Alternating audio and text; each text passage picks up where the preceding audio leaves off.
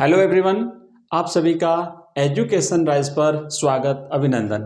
जैसा कि आप सभी कह रहे थे कि सर पॉलिटिकल साइंस राजनीति विज्ञान की क्लास भी स्टार्ट करिए, तो बिल्कुल आज से हम राजनीति विज्ञान की क्लास भी स्टार्ट करने जा रहे हैं। फर्स्ट चैप्टर से शुरुआत करेंगे और एग्ज़ाम से 5-7 दिन पहले तक अपना कोर्स कंप्लीट हो जाएगा। और जिस तरीके से इंग्लिश का एक कंप्लीट सर ने आपको बताया है, एक पूरा आपको लेआउट बताया है कि किस तरीके से अपन कंप्लीट करेंगे कोर्स को, उसी तरीके से पॉलिटिकल साइंस में भी चैप्टर वाइज ब्लूप्रिंट के हिसाब से हम चलेंगे। जैसा कि मैंने ये देखो यहाँ पे लिखा है कि ये जो अपना पहला चैप्टर है दो ध्रुवीयता का अंत, और ये चैप्टर जो ब्लूप्रिंट के हिसाब से हमारे पास 6 नंबर का है, यानी कि इसमें से जो ब्लूप्रिंट के हिसाब से अपन कंप्लीट कोर्स को करने वाले हैं। तो चैप्टर वाइज जिस चैप्टर से जिस प्रकार के प्रश्न आपके एग्जाम में आने वाले हैं वो प्रश्न हम करने वाले हैं। तो 6 नंबर के जो प्रश्न बनेंगे उसमें आपको पता होना चाहिए कि इस वाले चैप्टर से एक तो बनेगा आपका बहुविकल्पात्मक एमसीक्यूज बनेगा 1 नंबर का, 1 नंबर का अति लघुतरात्मक प्रश्न आएगा और 4 नंबर का एक निबंधात्मक प्रश्न आएगा। आइए इसे इस तरीके से जो इसका जो ब्लूप्रिंट का जो पैटर्न है उस पैटर्न के हिसाब से हम प्रश्नों को यहाँ पे देखने वाले हैं।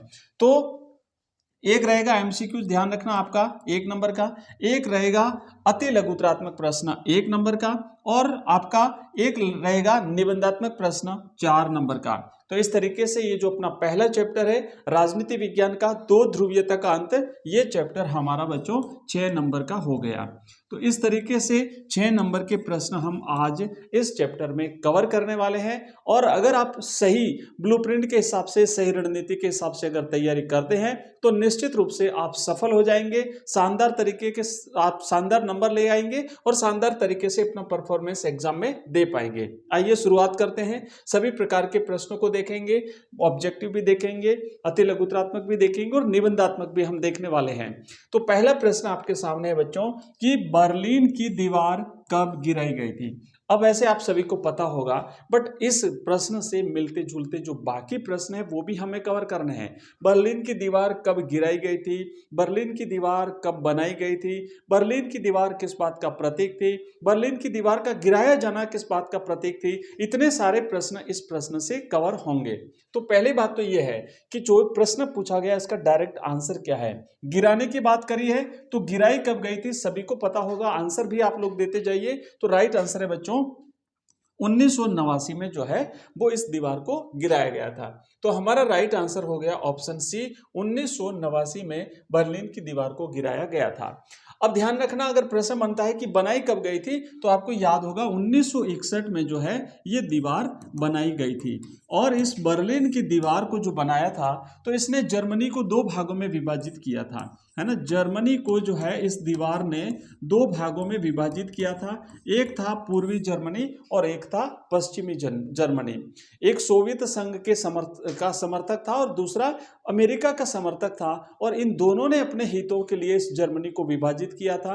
अंततः जर्मनी की जनता ने 1989 में इस दीवार को गिरा दिया था, और इस दीवार का गिराया जाना दो ध्रुवीय विश्व के अंत का प्रतीक था। उसके बाद धीरे धीरे सोवियत संघ विघटन की ओर बढ़ता गया और अंततः 1991 में सोवियत संघ का विघटन हो गया। हालांकि उसके और भी कई सारे कारण थे जो हम आगे करने वाले हैं। आइए आगे बढ़ते हैं। हमारा दूसरा प्रश्न है बच्चों कि दूसरी दुनिया के पतन का एक परिणाम बताइए। पहले तो आपको ये पता होना चाहिए कि दूसरी दुनिया था कौन। तो जब हम उस तात्कालिक दौर को अगर हम देखते हैं तो उस समय जो सोवियत संघ के नेतृत्व में जो राष्ट्र थे, सोवियत संघ और उसके जो सहयोगी राष्ट्र थे, वो दूसरी दुनिया के देश कहलाते हैं। ठीक है, तो यहाँ पे आपको याद होना चाहिए कि सोवियत संघ और उसके सहयोगी राष्ट्र ये दूसरी दुनिया के देश थे। तो इस सोवियत संघ और दूसरी दुनिया के देशों के पतन का एक परिणाम बताइए। मतलब इसका जो विघटन हुआ था सोवियत संघ का, तो उस विघटन का परिणाम क्या हुआ। तो देखो बहुत सारे परिणाम हुए हैं, उसमें से मैं 2-3 बताऊंगा, उसमें से कोई भी आपको एक लिखना है। जरूरी नहीं कि यहाँ जो लिखा हुआ वही लिखे, आप जो भी आपकी इच्छा वो लिखना। एक तो यह है कि शीत युद्ध के दौर के संघर्ष की समाप्ति हुई। अब शीत युद्ध समाप्त हो गया 1991 में। जैसे ही सोवियत संघ का विघटन हुआ तो उसके बाद जो 2 ध्रुवीय विश्व था, याद रखना, अगर आप एक तो ये लिख सकते हो, आप चाहो तो दूसरा लिख सकते हो, 2 ध्रुवीय विश्व का अंतर। दो ध्रुवीय विश्व का अंत हो गया। चलो आप लिख देना, मैं यहाँ पे लिख देता हूँ, दो ध्रुवीय विश्व का अंत हो गया। और तीसरा जो है वो क्या हो गया, एक ध्रुवीय विश्व की शुरुआत जो है वो हुई। और भी बहुत सारे परिणाम थे जो आप इसमें लिख सकते हो। नेक्स्ट है, अच्छा इसी के साथ साथ ये भी याद रखना है कि दूसरी दुनिया के देश तो हो गए सोवियत संघ और उसके सहयोगी, और अगर पूछा जाए कि पहली दुनिया के देश कौन थे, तो अमेरिका और उसके सहयोगी जो राष्ट्र थे वो पहली दुनिया के देश थे। और तीसरी दुनिया के देश जो उस समय विकासशील राष्ट्र थे, जैसे गुट निरपेक्ष राष्ट्र भारत और उसके जो बाकी जो राष्ट्र थे जो अभी नव स्वतंत्र हुए थे, तो वो राष्ट्र जो है 1945 और 1945 के बाद के वो तीसरी दुनिया के देश माने गए हैं। नेक्स्ट हमारा अगला प्रश्न है बच्चों कि सोवियत संघ में किस पार्टी का शासन था। आपको याद होगा कि जो बोल्शेविक क्रांति हुई थी उसके बाद बोल्शेविक पार्टी का जो है, कम्युनिस्ट पार्टी का जो है वो शासन जो है वो अमेरिका सोवियत संघ में रहा था। और तकरीबन 70 वर्षों के आसपास इस पार्टी ने सोवियत संघ में शासन किया था। तो सोवियत संघ में किस पार्टी का शासन था, ये हो गया कम्युनिस्ट पार्टी। राइट आंसर है बच्चों ऑप्शन बी। नेक्स्ट हम आगे बढ़ेंगे, अगले प्रश्न की तरफ बढ़ेंगे। और अब हम देखते वाले हैं चौथा हमारा प्रश्न ये है कि बाल्टिक गणराज्य कौन कौन से थे। याद रखना ये प्रश्न इंपॉर्टेंट है, कई बार पूछा जाएगा। अति लघुत्रात्मक जो प्रश्न है ना उसमें ये प्रश्न इंपॉर्टेंट है, तो आप याद करेंगे एस्टोनिया, लातविया और लिथुआनिया, ये तीन राष्ट्र जो है इन्हें बाल्टिक राज्य कहते हैं। इसे लातविया भी कहते हैं और लताविया भी कहते हैं। लातविया या लताविया, एस्टोनिया और लिथुआनिया, ये तीन राष्ट्र बच्चों बाल्टिक गणराज्य कहलाते हैं। अच्छी तरह से याद कर लेना, जिनको नहीं याद है वो याद कर लें। अगर अभी याद नहीं हो रहा है तो कॉपी पेन लेके बैठे और जो प्रश्न मैं कह रहा हूं कि लिख लीजिए वो तो लिखना ही लिखना है, बाकी प्रश्न आपको इजीली याद हो जाएंगे। तो बाल्टिक गणराज्य तीन हो गए, एस्टोनिया, लातविया और लिथुआनिया। पांचवा प्रश्न है हमारा बच्चों कि रूस की क्रांति कब हुई थी। बोल्शेविक क्रांति की बात हो रही है। सोवियत संघ में जो बोल्शेविक क्रांति हुई थी लेनिन के नेतृत्व में, तो वो क्रांति कब हुई थी, 1900 में हुई थी, 1917 में हुई थी, 1919 में हुई थी या फिर 1991 में हुई थी। तो बच्चों करेक्ट आंसर है 1917 में हुई थी। समाजवादी क्रांति भी इसे कहते हैं, बोल्शेविक क्रांति भी इसे कहते हैं। लेनिन के नेतृत्व में ये क्रांति जो है वो 1917 में रूस में हुई थी।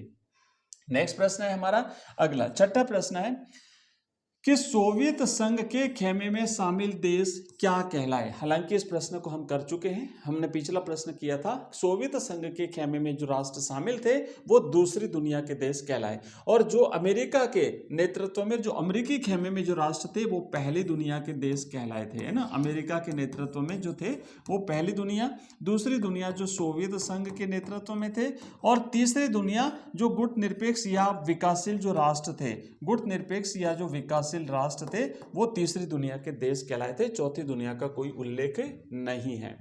आगे बढ़ेंगे और नेक्स्ट हमारा प्रश्न है बच्चों, नेक्स्ट हमारा प्रश्न है सातवां। क्या कहता है कि शॉक थेरेपी का शाब्दिक अर्थ क्या है। तो शॉक थेरेपी जो है बच्चों इसका शाब्दिक अर्थ होता है पहले तो आघात पहुंचाओ और फिर उनका उपचार करो।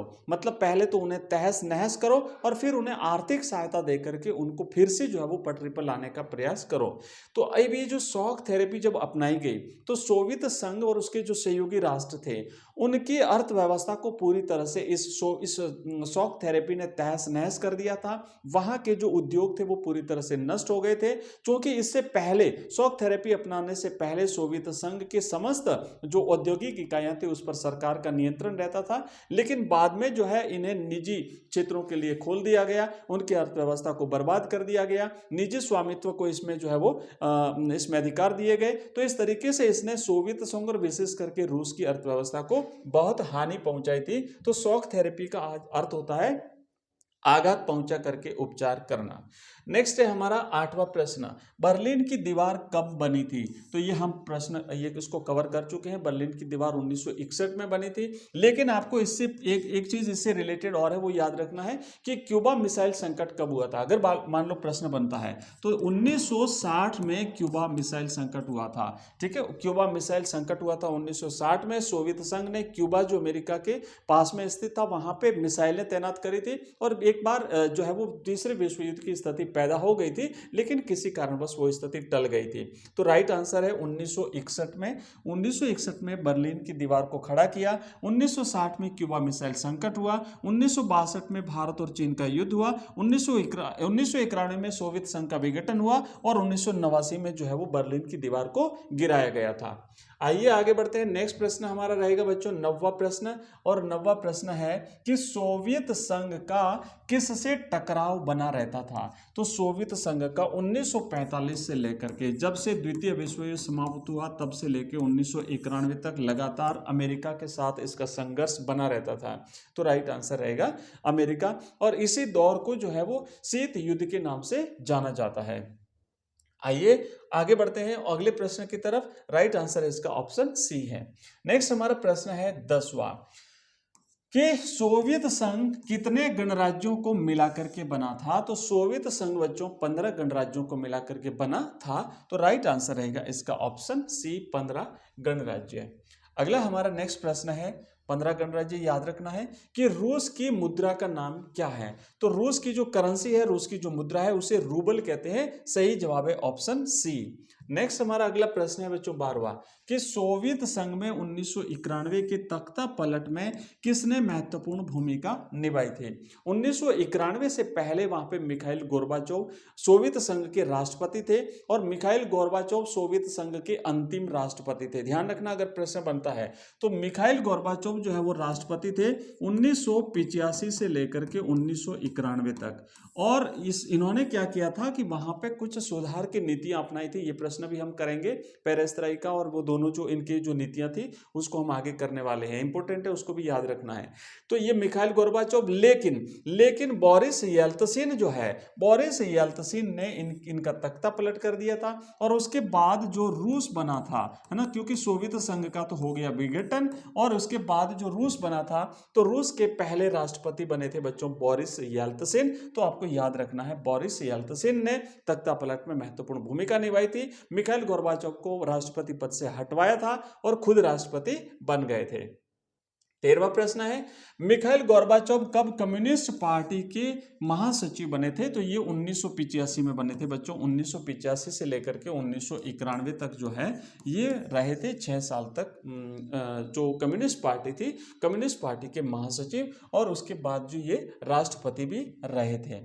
अगला क्वेश्चन है हमारा नेक्स्ट 14वां, मिखाइल गोर्बाचोव ने सोवियत संघ में कौन सी नीति चलाई थी। अब यहाँ पे उन्होंने 2 नीतियां चलाई थी। एक तो था आर्थिक राजनीतिक सुधार की, और दूसरा था लोकतंत्रीकरण की नीति। और इनकी नीतियों के ही परिणाम स्वरूप सोवियत संघ में जो है वो जो इनके साथ जो गणराज्य जुड़े हुए थे, उन गणराज्यों ने स्वतंत्रता की अपनी मांग को तेज किया, और जल्दी से जो जैसे मौका मिला वो स्वतंत्र होते चले गए, और इस तरीके से सोवियत संघ का विघटन होता चला गया। नेक्स्ट प्रश्न है 15वां, सोवियत संघ के विघटन के समय राष्ट्रपति कौन था। तो पहले ही बता चुका हूं मैं आपको कि मिखाइल गोर्बाचोव सोवियत संघ के विघटन के समय राष्ट्रपति थे। इन्हें अपदस्थ करने में बोरिस येल्त्सिन की भूमिका थी, और इसके बाद जो रूस बना था तो बोरिस येल्त्सिन रूस के पहले राष्ट्रपति बने थे। नेक्स्ट प्रश्न है, अब देखिए, अब चूंकि इसमें से एक 4 नंबर का प्रश्न बनेगा, तो अभी जो प्रश्न है तो ये प्रश्न जो है वो अच्छी तरह से आप लोग याद करेंगे। प्रश्न क्या है कि किन बातों के कारण गोर्बाचोव सोवियत संघ में सुधार के लिए बाध्य हुए। भाई सोवियत संघ का विघटन का मुख्य कारण भी यही था। सोवियत संघ के विघटन का मुख्य कारण था बोरिस येल्त्सिन के द्वारा जो सुधार की नीतियां अपनाई गई थी वो। तो क्या कारण था कि सुधार की नीतियां अपनाई गई, क्यों बोरिस येल्त्सिन को ये कदम, क्यों मिखाइल गोर्बाचोव को जो है वो ये कदम उठाना पड़ा। बोरिस येल्त्सिन नहीं, अगर मैंने बोरिस येल्त्सिन बोला है तो माफ करेंगे, मिखाइल गोर्बाचोव ने जो है वो सुधार की नीतियां अपनाई थी। तो देखो, गोर्बाचोव निम्नलिखित कारणों से सोवियत संघ में सुधार के लिए बाध्य होता। पहला तो यह था कि नौकरशाही का बढ़ता प्रभाव, क्योंकि सोवियत संघ की पूरी शासन व्यवस्था पर, समस्त उत्पादन के साधनों पर, सब जगह सरकार का नियंत्रण था, और सरकार जो है वो नौकरशाही से चलती है। नौकरशाही का मतलब होता है अधिकारी वर्ग, जो अधिकारी होते हैं, जो सर्विस में लगे रहते हैं और जो परमानेंट सेवा में होते हैं, तो उन्होंने हर अपने जगह पर जो है वो उन्होंने एक प्रकार से अधिकार कर लिया था। जनता को किसी प्रकार की सुख सुविधाएं नहीं मिलती थी, जनता परेशान हो गई थी। तो इससे छुटकारा पाने के लिए जो है वो अपनाया था। सोवियत संघ में धीरे धीरे नौकरशाही का प्रभाव बढ़ता चला गया और संपूर्ण व्यवस्था नौकरशाही के शिकंजे में फंसती चली गई। तो इससे छुटकारा पाने के लिए जो है वो गोर्बाचोव ने ये कदम उठाया था। और दूसरा, तीसरा, चौथा, पांचवा, इस तरीके से आपको सारे कारण लिखने। अगला क्या है, लोगों का जीवन जीना कठिन हो गया। सोवियत प्रणाली के सत्तावादी हो जाने के कारण लोगों का जीवन कठिन होता चला गया, महंगाई बढ़ती गई, लोगों के पास रोजगार की कमी होती चली गई। विश्व के बाकी देशों के लोग स्वतंत्रता का उपभोग कर रहे थे, अनुभव कर रहे थे, जबकि सोवियत संघ में इस प्रकार की कोई व्यवस्था नहीं थी। नेक्स्ट है, लोकतंत्र और विचारों की अभिव्यक्ति नहीं थी। वहां पे लोग अपने विचार अभिव्यक्त नहीं कर पाते थे। सरकारी तंत्र मजबूत होता चला जा रहा था, लोकतंत्र जो है वो कमजोर पड़ता जा रहा था। और अब वहां पे जो सत्तावादी पार्टी थी वो ज्यादा निरंकुश तानाशाही होती जा रही थी। सोवियत संघ में लोकतंत्र और विचारों की अभिव्यक्ति की स्वतंत्रता नहीं पाई जाती थी, जिसमें सुधार की अति आवश्यकता थी। नेक्स्ट है हमारा, संस्थाओं में सुधार की आवश्यकता। जो वहां का ढांचागत जो एक जो संस्थाएं थी सोवियत संघ की, उन अधिकांश संस्थाओं में सुधार की आवश्यकता थी, क्योंकि पुरानी रीति ही लगातार चलती जा रही थी, जबकि विश्व के बाकी देशों के लोग जो है वो सुधार की तरफ आगे बढ़ रहे थे। नेक्स्ट है साम्यवादी दल का शासन। सोवियत संघ में एक दल यानी साम्यवादी दल का शासन रहा था। इस दल का सभी संस्थाओं पर अंकुश था और यह दल जनता के प्रति जवाबदेह नहीं था। लोग परेशान हो चुके थे। मिखाइल गोर्बाचोव जो है वो इसमें सुधार करना चाहते थे। रूस का प्रभुत्व, भाई देखो, चूंकि इस पूरे सोवियत संघ में 15 गणराज्य थे, लेकिन सबसे ज्यादा अगर कहीं किसी का चलता था तो वो केवल रूस का चलता था। यद्यपि सोवियत संघ में 15 गणराज्य सम्मिलित थे, लेकिन इनमें से वास्तव में रूस का प्रत्येक मामले में प्रभुत्व था। अन्य गणराज्यों की जनता अपने को उपेक्षित और अपमानित महसूस करती थी। इसीलिए जैसे ही वहां पे सुधार की नीतियां अपनाई तो बाकी जो गणराज्य थे उन्होंने आजादी की मांग को तेज किया और जैसे ही मौका मिला तो वो आजाद हो गए, वो सोवियत संघ से बाहर निकल गए, स्वतंत्र हो गए। नेक्स्ट है हमारा इसी में पॉइंट है कि बुनियादी ढांचे और प्रौद्योगिकी के क्षेत्र में सोवियत संघ का पिछड़ना। अब जो कि उसने अमेरिका के साथ उसका लगातार जो टकराव चल रहा था, तो उसका पूरा ध्यान जो है वो यही रहता था कि हम किस तरीके से जो है वो अमेरिका को होड़ के साथ होड़ करें, किस तरीके से हम अमेरिका को मात दें, किस तरीके से हम अमेरिका से आगे बढ़े। तो उसमें उसका पैसा बर्बाद होता चला गया और वहां का बुनियादी ढांचा कमजोर होता गया, टेक्नोलॉजी वहां की कमजोर होती चली गई। यद्यपि सोवियत संघ ने हथियारों के निर्माण की होड़ में संयुक्त राज्य अमेरिका की होड़ की, इससे उनकी भारी कीमत चुकानी पड़ी। हथियारों पर अत्यधिक खर्चों के कारण सोवियत संघ बुनियादी ढांचे और प्रौद्योगिकी क्षेत्र में पिछड़ता चला गया। मतलब उसका ज्यादातर पैसा जो है वो युद्ध में खर्च होता था, हथियारों के निर्माण में खर्च होता था, गोला बारूद में खर्च होता था। जनता के कल्याण की जो नीतियां थी उसमें बिल्कुल ध्यान नहीं दिया गया। लोग परेशान होते गए, आर्थिक स्थितियां बिगड़ती गई और इस तरीके से ये ऐसी स्थिति बनी कि जो राष्ट्र थे, गणराज्य थे, वो सोवियत संघ से अलग होते चले गए। सोवियत संघ अपने नागरिकों की राजनीतिक और आर्थिक आकांक्षाओं को पूर्ण नहीं कर पाया। नेक्स्ट हमारा 9वां प्रश्न है, अफगानिस्तान में सैनिक हस्तक्षेप। अब क्या हुआ कि जैसे ही वहां पे अफगानिस्तान में मौका मिला तो सन 1979 में अफगानिस्तान में सैनिक हस्तक्षेप के कारण सोवियत संघ की अर्थव्यवस्था और भी कमजोर होती चली गई। तो ये हमने कुछ ऐसे कारण देखे हैं जिन कारणों से जो है वो सोवियत संघ को जो है जो आर्थिक सुधार की नीतियां अपनाने के लिए मिखाइल गोर्बाचोव को बाध्य होना पड़ा। तो ये सारी चीजें बच्चों हमने करी हैं। ये हमारा पहला चैप्टर था जिसमें हमने दो ध्रुवीयता के अंत के जो कुछ महत्वपूर्ण इंपॉर्टेंट क्वेश्चंस थे वो हमने किए हैं। क्योंकि ये एक भाग हुआ है, इसका नेक्स्ट पार्ट आपको आगे कभी और मिलेगा। कल इसकी जो क्लास रहेगी वो हमारी रहेगी सेकंड चैप्टर की, और इसी तरीके से हम 1 बाय 1 करके एक एक चैप्टर प्रतिदिन के हिसाब से आगे बढ़ेंगे और ब्लूप्रिंट के हिसाब से अब हम तैयारी करने वाले हैं। पॉलिटिकल साइंस की रेगुलर क्लास आपको मिलेगी। मैं थोड़ा सा आपको क्लास के बारे में बता देता हूं, जो बच्चे नए हैं जिनको पता नहीं हो तो उन्हें बता देता हूं कि एक सुबह अपनी 5 बजे एक क्लास लगती है, बिल्कुल लाइव क्लास। सुबह 5 बजे बच्चों ये क्लास हमारी रहती है हिंदी साहित्य की। इसके बाद पहली हमारी क्लास ये है। दूसरी हमारी क्लास बच्चों ये भी सुबह लगती है और ये सुबह की क्लास लगती है 6 बजे और 6 बजे हमारी क्लास लगती है बच्चों इंग्लिश कंपलसरी की। तो जिनका इंग्लिश कंपलसरी जिनको पढ़ना है कंप्लीट सर लगातार 2 क्लासें ले रहे हैं आपकी इंग्लिश कंपलसरी की, एक मॉर्निंग में लाइव क्लास और साथ ही शाम को 5 या 5:30 बजे जो अपनी क्लास है वो इंग्लिश कंपलसरी की आती है। इसके बाद शाम को इवनिंग में अब हमारी ये राजनीति विज्ञान की क्लास शुरू हो गई है। इसके अलावा हमारी एक लाइव क्लास आती है जिसमें हिंदी कंपलसरी हम पढ़ रहे हैं और अब हमारे पास 3 और सब्जेक्ट बचते हैं। एक राजनीति विज्ञान हमने शुरू कर दिया, ज्योग्राफी, हिस्ट्री और ये ज्योग्राफी हिस्ट्री ये बचे हमारे पास 2 सब्जेक्ट। तो हम उनका भी कोई ना कोई शेड्यूल आपको अवेलेबल करा देंगे और उसके हिसाब से हमारी ये लगातार क्लासें बोर्ड एग्जाम्स तक चलेगी।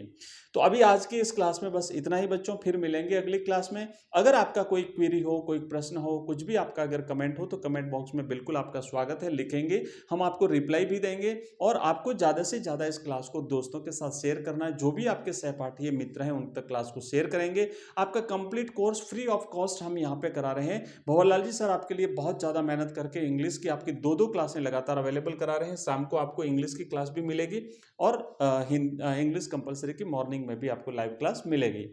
तो बच्चों आज की इस क्लास में बस इतना ही, फिर से मिलेंगे अगली क्लास में, तब तक के लिए जय हिंद जय भारत।